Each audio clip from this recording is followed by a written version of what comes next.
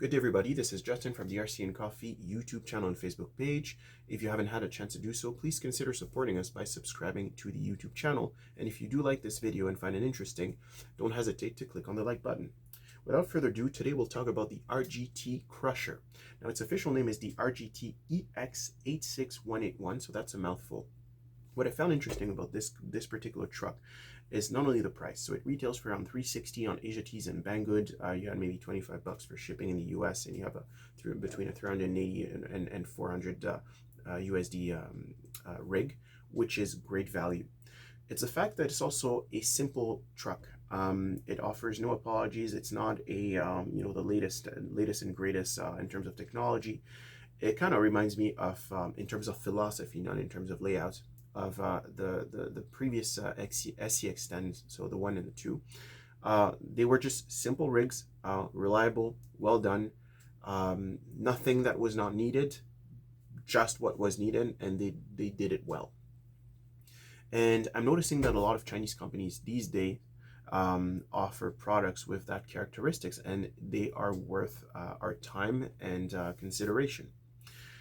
Now, RGT is not the only company that follow this mantra, so to speak. There's Red Cat that has been offering fantastic products for the past 2-3 years.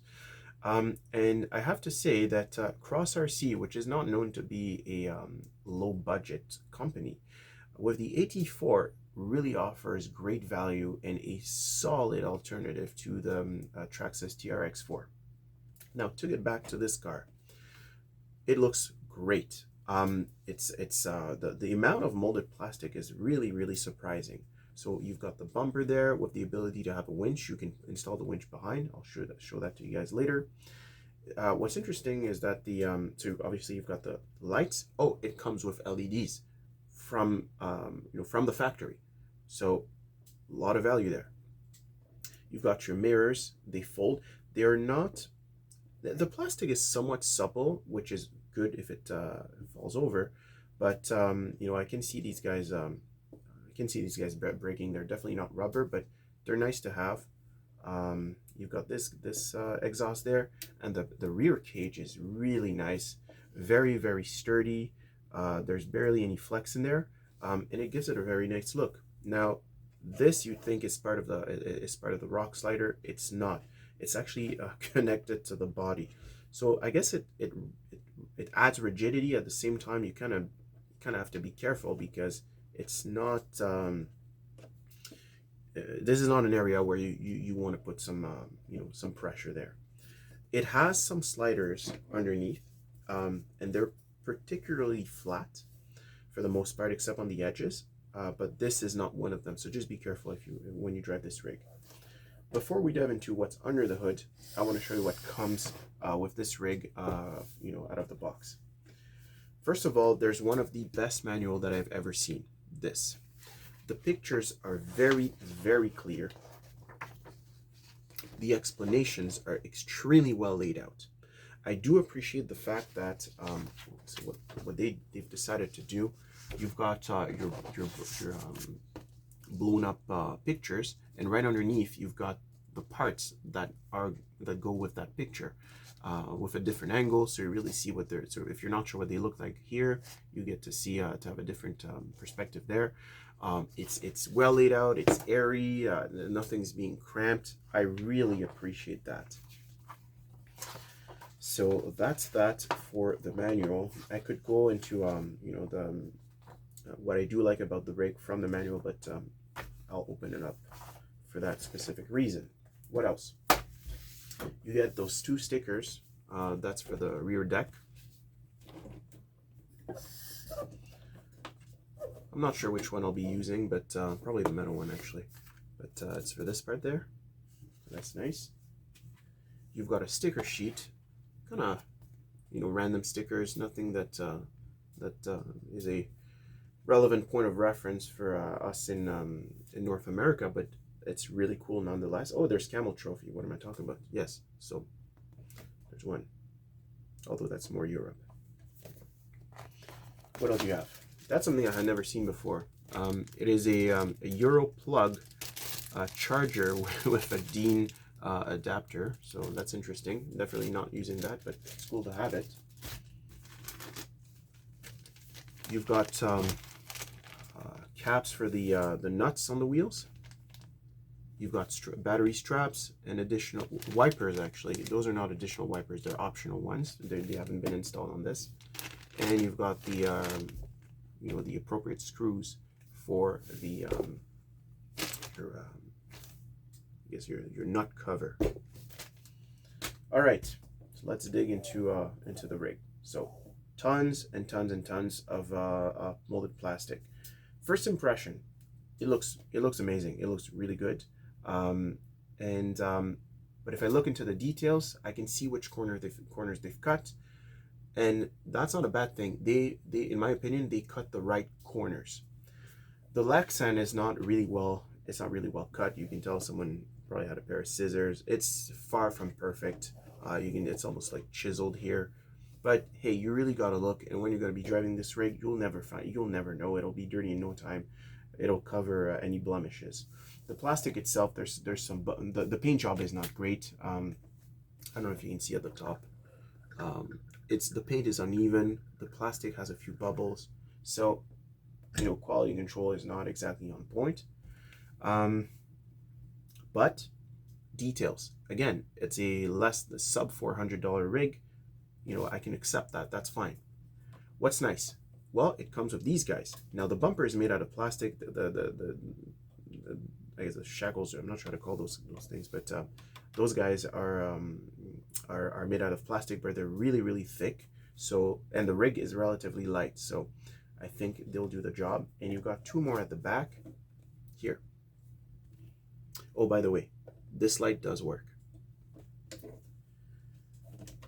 The system to open up the hood is, not the hood, sorry, to remove the body is a very interesting one. So you have a pin, this guy here, that sits underneath, just around this area here. So I've removed it, and all you gotta do, you tip the body over. Just be careful when you do this the first time, because your lights are connected here. So I'll remove them, just so that I can have full, whoops, just 1 second. Here we go. I wonder if it holds on its own. I've never tried it before. Doesn't seem like it does. Kind of reminds me of the Yeti with that. And look at this, actually. The battery is already sitting in the battery tray. Now, as you probably already noticed, the way that the layout of this rig is interesting. It's got cantilever shocks at the rear. Here you go. And the amount of flex is absolutely ridiculous. I'll show you in a second. It's got metal shafts throughout. According to the manual, it's got rubber sealed bearings. Now, we don't see this even in Traxxas, and I mean, not all of the bearings are. I'm guessing some of them are, but not all of them. According to the manual, I'm not sure if they're, it's the truth or not, but I'm seeing rubber sealed bearings. It's got a 1060 Hobbywing ESC, which is a good one. So the 1060 has drag brake. Now this looks a bit different. I have a 1060 here, and looks like that. I guess the only difference is the like this part here, the top part that is black, the heat sink essentially is blue on this guy, but it seems to be exactly the same ESC. So I do believe it's a 1060. The transmission is way at the front. It reminds me of the TRX6, sorry, not the TRX4, the Red Cat Gen 8, my bad, with the way that it's been set up. So just behind the front axle, and the motor is sitting over the front axle. So the weight distribution should be quite nice. You've got a 550 can 17 turn. I believe this is similar to what they've put in the HGP 408, which weighs about 3 tons and a cow more than this guy, so this should be doing the job. You've got a 15 kilogram servo at the front. Enough room here to install another servo for the winch. You've got your little mud guards there, which is a nice touch because this body is probably not the easiest to work with due to the shape, so they had to come up with that. So I really do like that. You've got a pass-through. I've never seen that before. A pass-through for wires on top of the T case. So that's a nice touch. All the gears are metal. All the links are metal. Look at this.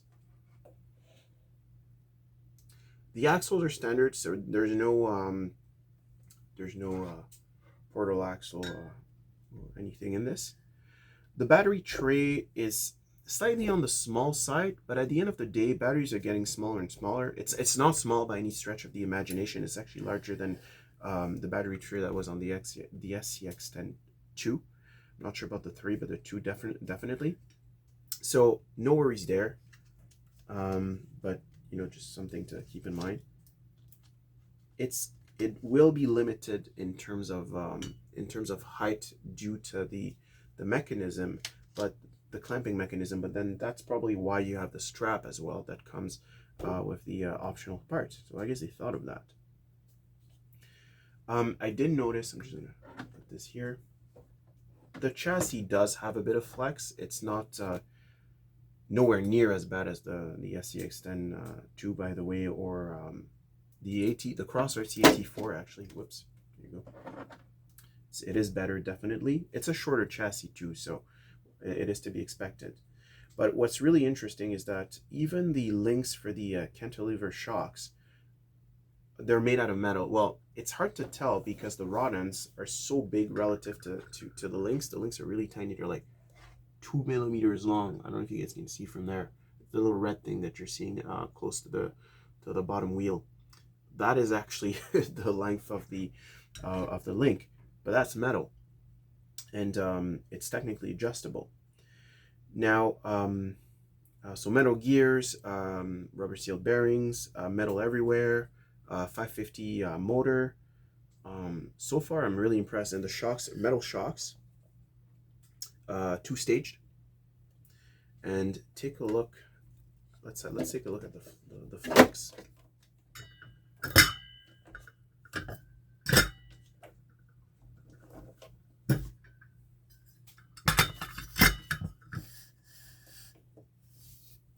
This is crazy. This is absolutely nuts. You can go higher. Wow. So that is, well, this won't even do the trick. Hold on. I should have a ruler. There you go.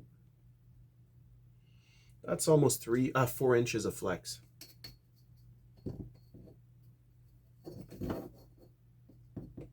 About that.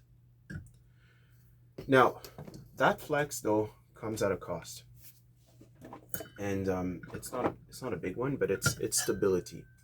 Essentially, when I was looking at these rigs driving around, they always seem to tip over, and the first cause of that, in my opinion, is it's not the cantilever shocks. It's actually the tires. The sidewall is ridiculously soft. It doesn't really show because the rig is not that heavy, but oh my god, like it it has no it has no rigidity whatsoever. So the first thing that I will be doing, I'll swap these guys for these guys. I've had those for like 2-3 years and never used them. Bought them used. So, and also because it's a relatively top heavy rig, the metal wheels, the metal bead locks will kind of bring the weight back down low, so that'll help. So wheels for sure, change the wheels, and depending on how it behaves, I may add thicker oil. Either thicker oil or just a bit more compression. Actually, I'll start with the compression with the rear shocks just to get them a bit more bouncy. and we'll see what happens. So this rig comes with a Dumbo RC 4-channel. It's a good radio. It's got a good, so to sum it up, good radio, 4-channel, good ESC. It's a 1060. It's got drag brake. Comes with a battery. Comes with a 15 kilogram servo, which is good. Comes with a 550 718 turn motor. Metal everywhere. Gears, shafts, links, shocks, LEDs, molded plastic everywhere. Guys, I'm truly excited about this. I feel like it's it's a really good value. And speaking of which, I think, if you were to compare this to a Red Cat Gen 8, because I think it's the closest in terms of the the market differentiation, I think it's the closest rig to this. You've got metal gears, you've got a really sturdy drivetrain, you've got portal axles. I do believe the electronics in this one is actually a bit better. I don't know about the V2, but definitely the V1. So it's going to be interesting to compare the two of them at some point. So and oh yeah, I forgot. Of course, you may have noticed, but you have a spare there, so you don't have to pay for that. So really good value. I'm really excited to try this rig. Let me know what you guys think. There's not a whole lot of videos about these ones. It seems like the videos that I see online, a lot of times, there's nothing wrong with that, but there's compensation, there's promotions, and etc. So I'd like to see a completely objective video of these guys. So if you guys have seen one, please share the video in the as part of the comments. I'm curious to see if you guys own one. Please let me know your experience. But yeah, it's gonna be a nice rig to try. Well, thank you for your time, guys, and we'll see you in the next video. Bye bye.